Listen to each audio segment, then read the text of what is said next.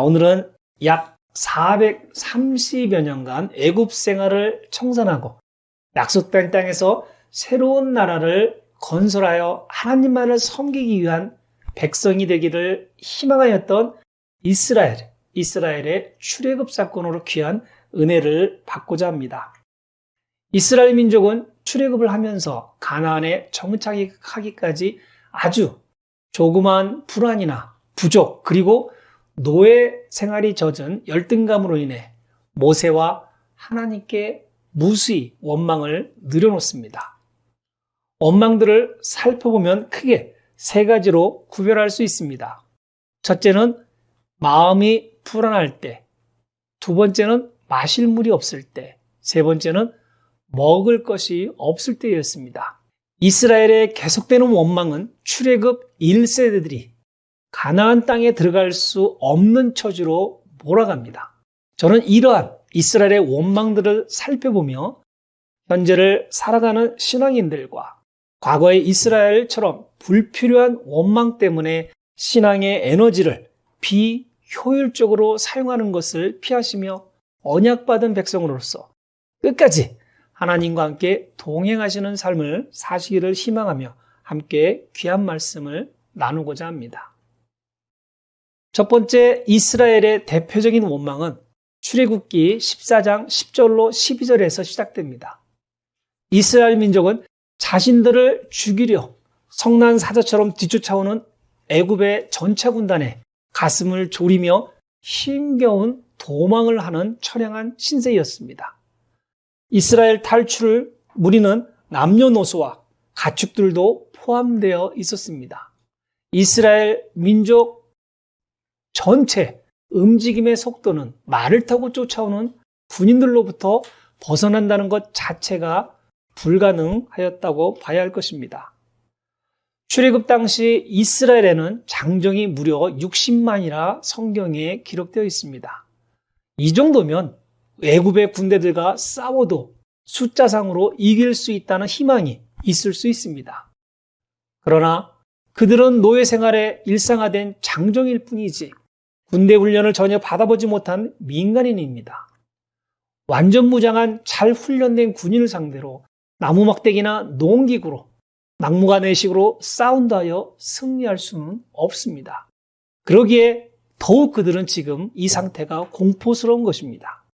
그나마 하나님께서 불기둥과 구름기둥을 통하여 길 안내를 해주시고 애굽 지내는 구름기둥을 사용하셔 구름과 흑암이 있게 하셔서 진군하기 어렵게 만드시고 이스라엘 지내는 밤을 광명처럼 불기둥으로 밝혀주셔서 밤새도록 이동할 수 있게 해주시면서 애굽의 군대가 이스라엘 민족에 가까이 있지 못하도록 하나님께서 지켜주셨습니다.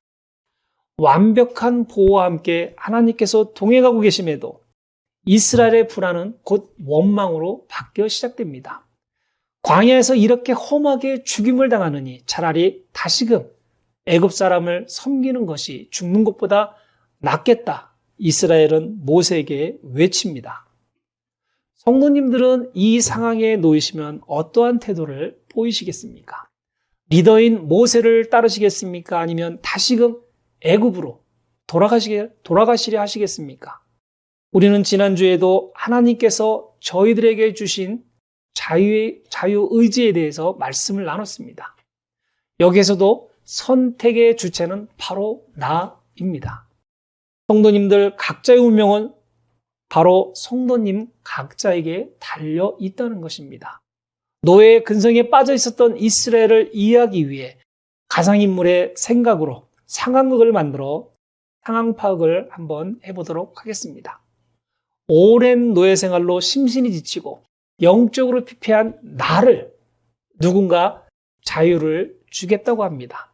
단 조건은 내가 믿는 하나님을 같이 믿어보자는 조건이 그리 까다로운 것이 아닌 것이었습니다. 조건에 응답하면서 자유를 얻기까지 주변에는 그동안 경험해보지 못한 신비하고 오묘한 사건들이 나와는 무관하게 10번이나 발생합니다. 어느 날 그렇게 원했던 자유의 몸이 갑자기 되었습니다. 자유의 몸이 되었지만 가진 것이 별로 없었습니다. 미래에 관한 아무 계획도 없었습니다. 그럼에도 자유를 얻었다는 것만으로 지금은 당장 행복하였습니다. 그런데 전주인이 나를 다시금 붙잡아 노예로 풀이거나 심지어는 죽이려 눈을 부라리면서 쫓아오기까지 합니다. 지금 이 상황이 너무나 무섭습니다. 나로서는 도저히 해결할 수 있는 능력이 없습니다. 차라리 계속해서 노예 생활을 하는 것이 그나마 안전하다고 생각합니다. 먹을 걱정을 생각하지 않아도 되기 때문입니다. 지금 나의 생각이 막 교차됩니다. 과거로 돌아갈까? 아니면 계속 도망자 생활을 할까 하며 노예 생활을 벗어나게 해준 사람을 원망합니다. 나를 잡으려는 주인과의 거리가 점점 가까워지고 있습니다. 거리가 좁혀져 잡히게 되었을 쯤 하늘에서 구름기둥이 나의 모습을 감춰주었습니다. 나도 길을 잃을 것 같았습니다. 그 순간에 갑자기 불기둥이 나타나 내가 가는 길을 밝게 비춰줍니다. 그래서 나는 안전하게 포악한 옛 주인으로부터 가까스로 벗어날 수 있었습니다. 나를 위험으로부터 벗어나게 해준 불기둥과 구름기둥을 생각해 보았습니다. 이는 초자연적인 발생으로 보기에는 어렵다는 마음이 듭니다. 그래서 나를 해방시켜준 누군가에게 물어보았습니다. 그의 대답은 불기둥과 구름기둥은 하나님이라 말해줍니다. 당신이 그 하나님을 선택하였기에 하나님께서 당신을 보호해 주시고 이끌어 주셨다는 것입니다. 나는 그 하나님을 아직 잘 모릅니다. 더더욱 불기둥과 구름기둥이 왜 하나님이 되는지 잘 모릅니다. 나라는 존재를 놓고 왜 하나님께서 간섭하는지 이해가 가지 않습니다.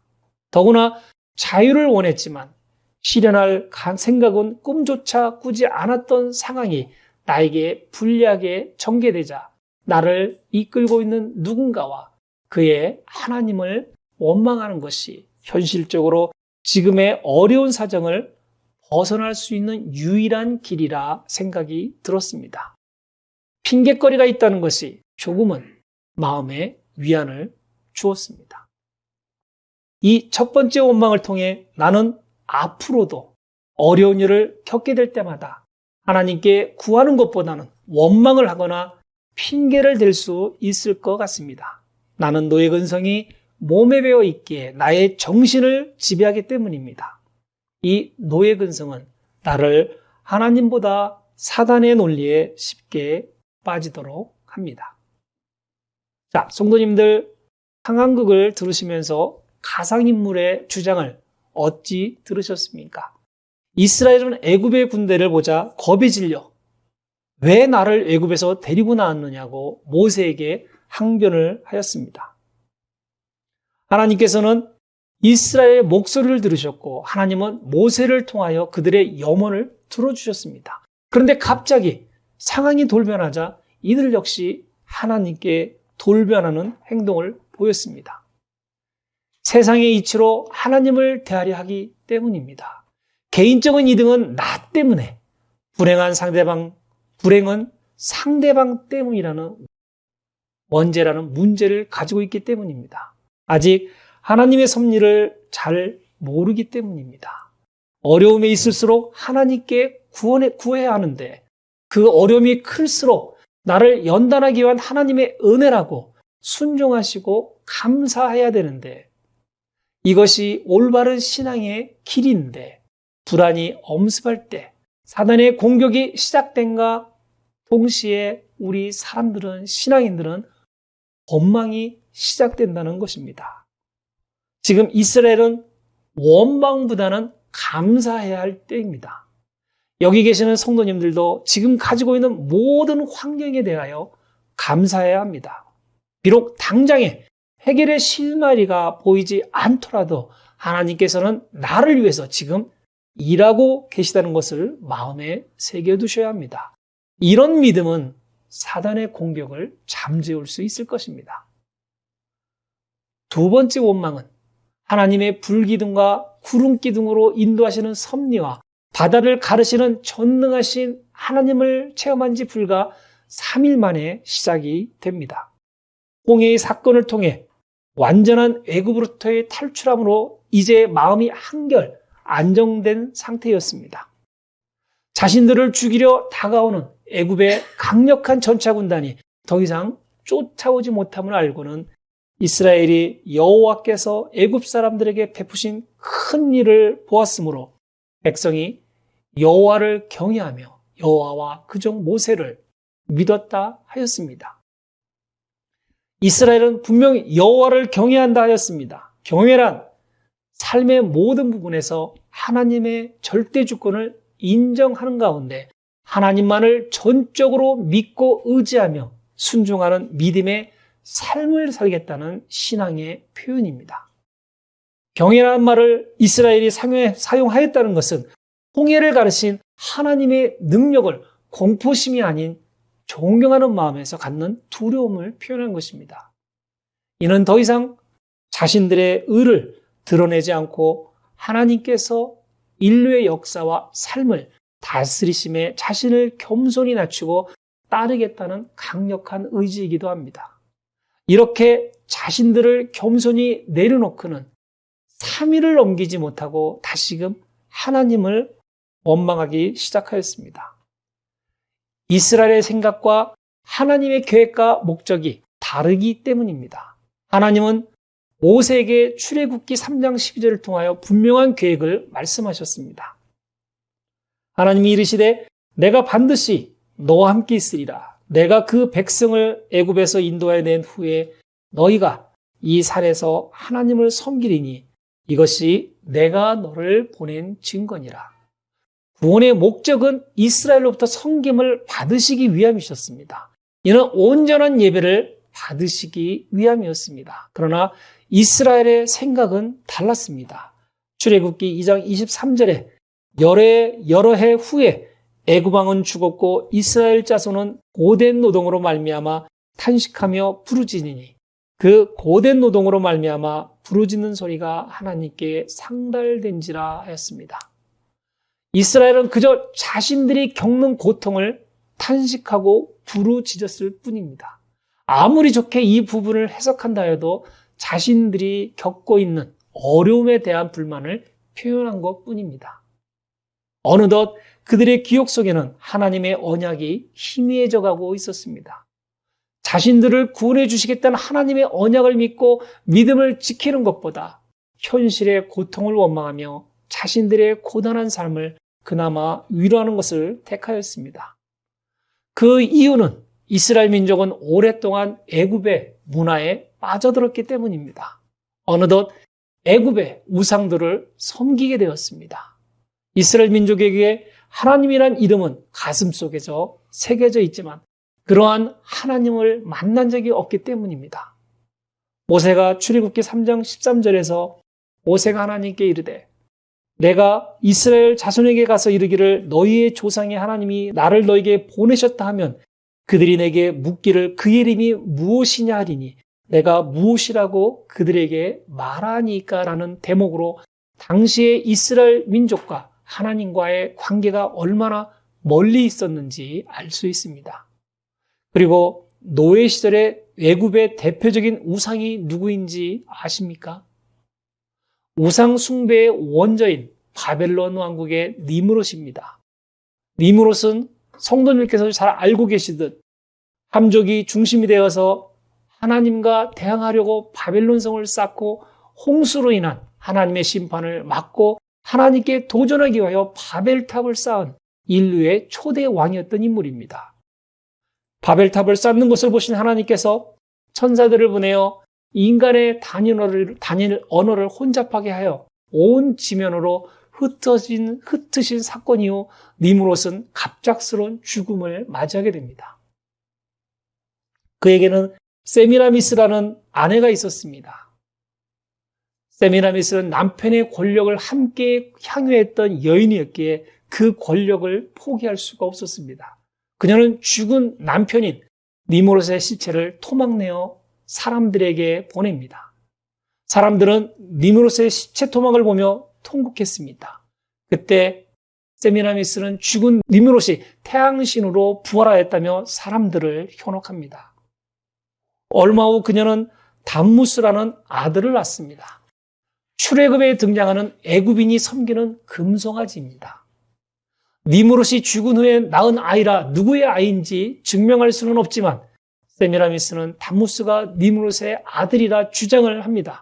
그리고 담무스는 니므롯이 환생한 것이라 말합니다.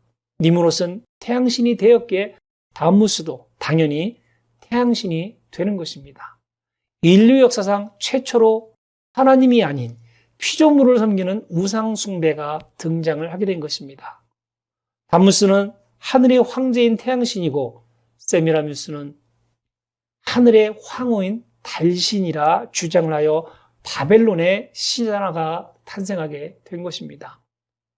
함족들이 사방으로 흩어지면서 바벨론 종교도 함께 여러 지역으로 퍼지게 됩니다. 일부는 동쪽으로 이동하면서 인도에서 미트라라는 신으로 변하게 되었고, 아프리카로 이동한 일부는 이집트에 정착하면서 애굽의 다신 중 으뜸인 태양신으로 발전합니다.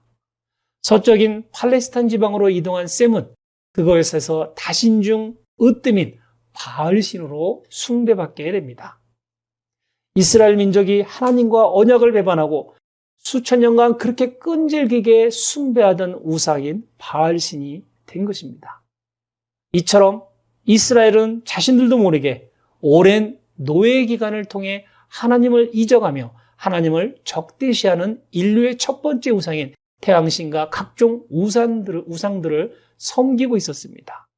우상을 믿으면 모든 현실을 금방이라도 해결해 줄 것이라 믿는 사람들은 혼동을 갖게 되었습니다.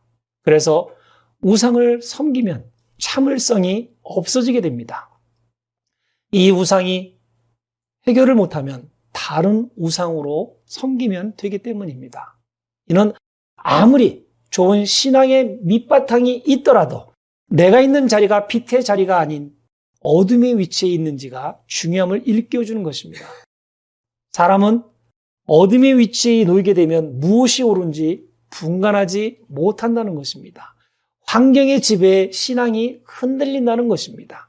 신앙인은 잠깐 동안이라도 어둠에 있지 않도록 항상 깨어 있어야 합니다. 찰나의 순간이라도 사단의 도구로 사용될 수 있기 때문입니다. 하나님의 현신인 불기둥과 구름기둥의 보호를 받았고 바다를 가르시는 하나님을 만났음에도 이스라엘은 먹을 물이 없게 되자 곧바로 하나님을 원망하는 사태가 일어난 것입니다. 찰나의 순간이 하나님을 대항하는 사단의 공격용 무기가 된 것입니다.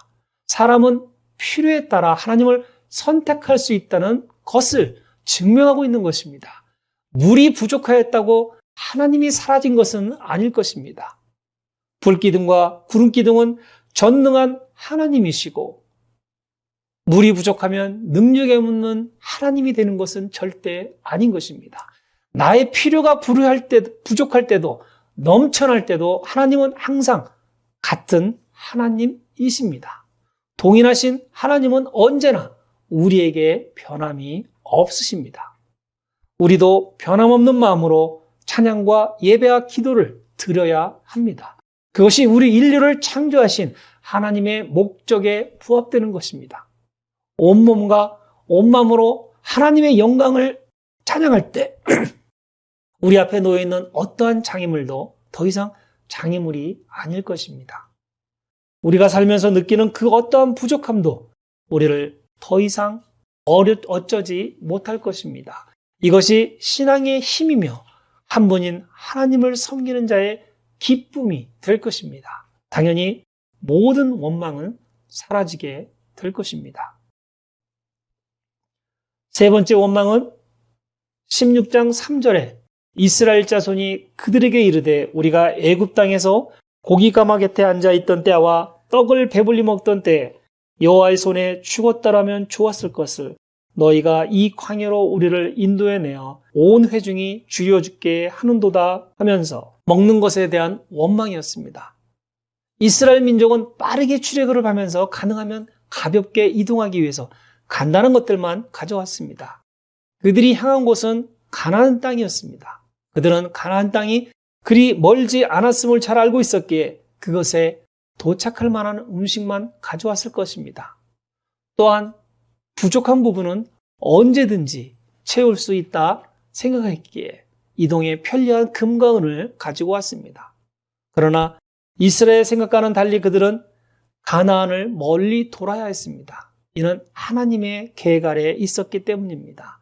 그 계획은 몸과 마음이 하나님께 향하지 못하게 하는 뼛속부터 스며있는 노예 근성을 뽑아내야 했기 때문입니다. 하나님은 마음이 없는 종을 원하시는 것이 아니고 자율적으로 하나님을 섬기는 진실된 자녀를 원하시기 때문입니다. 또 다른 하나님의 계획은 이스라엘도 체계적인 군대가 필요했습니다. 가나안 땅에 이스라엘 민족이 들어간다 해서 이미 정착하면서 살고 있는 사람들이 순순히 자기의 땅을 내줄 수가 없을 것입니다.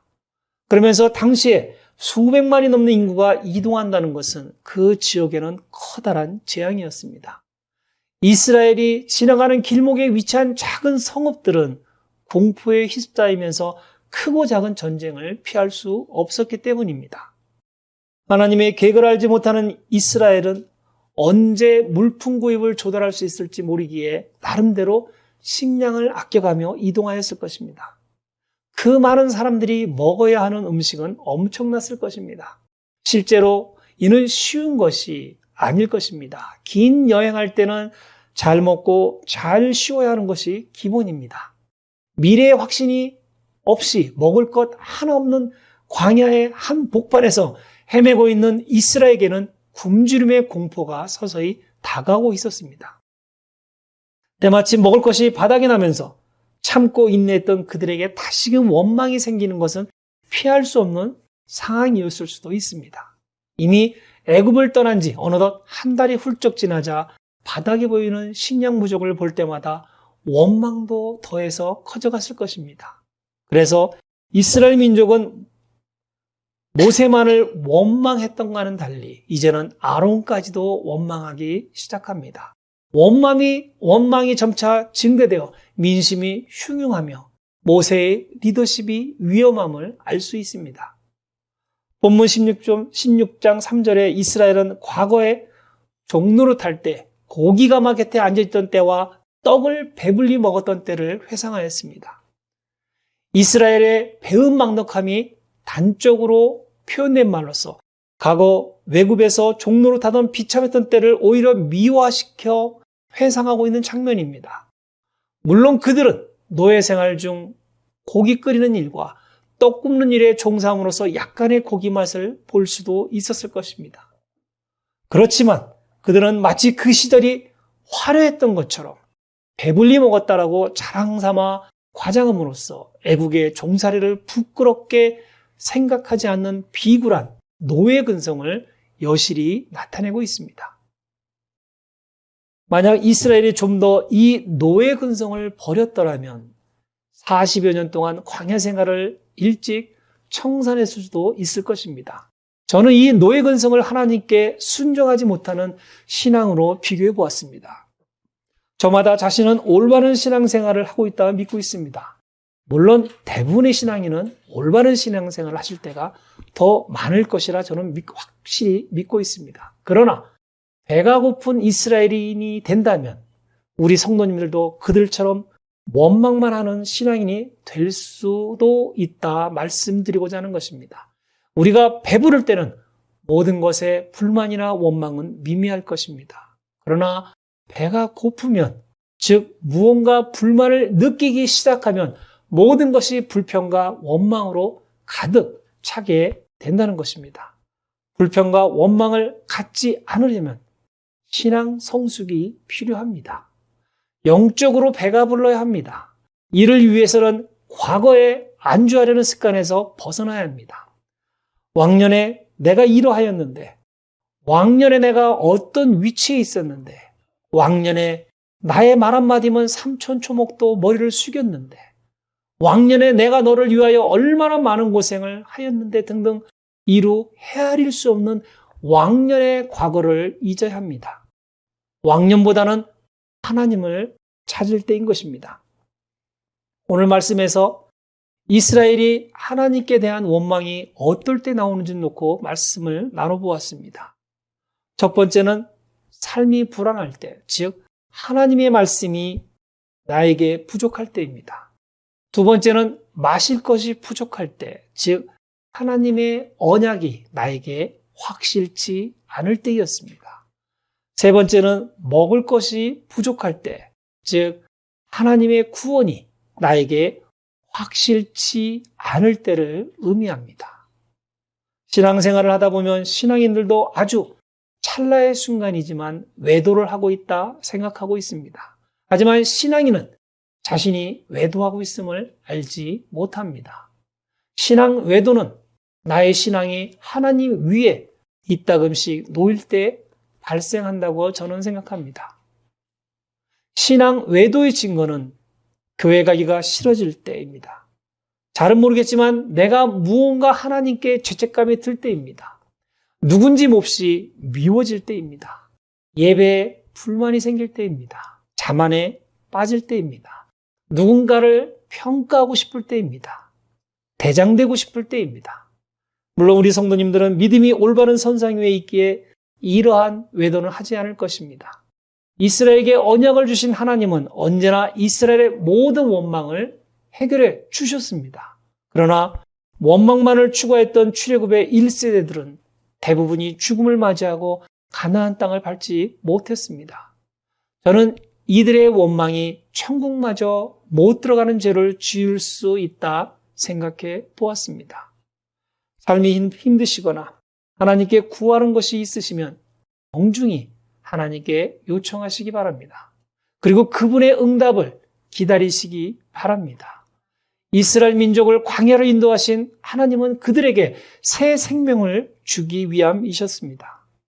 지금 우리들 누군가 광야의 심정으로 있으시다면 이는 하나님께서 나를 적과 꿀이 흐르는 가나안 땅에 인도하시기 위해 나를 훈련시킨다 믿고 따르시기 바랍니다. 그리고 응답이 있을 때까지 기다리시며 순종하시기 바랍니다. 저는 우리 모든 성도님들 한 번도 빠짐없이 하나님의 인도받기를 원합니다. 단 한 명의 낙오자도 없이 우리 모두 다 같이 가나안 땅으로 인도받기를 원합니다. 그러기 위해서 모두가 원망 없는 신앙생활과 기다림과 순종의 마음으로 하나님만을 보고 앞으로 전진해야 합니다. 성도님들 옆에 계신 성도님이 뒤처져 지시면 기꺼이 성도님의 한 팔을 내미시어 함께 하시기 바랍니다. 앞에서 가시는 분들은 항상 뒤를 돌아보시며 누가 뒤처졌는지 살펴봐 주시기 바랍니다. 하나님 나라에 모두가 도착할 때까지 한마음으로 서로를 섬기시는 앤더슨 한마음 구세군 교회 성도님 되시기를 축원드립니다.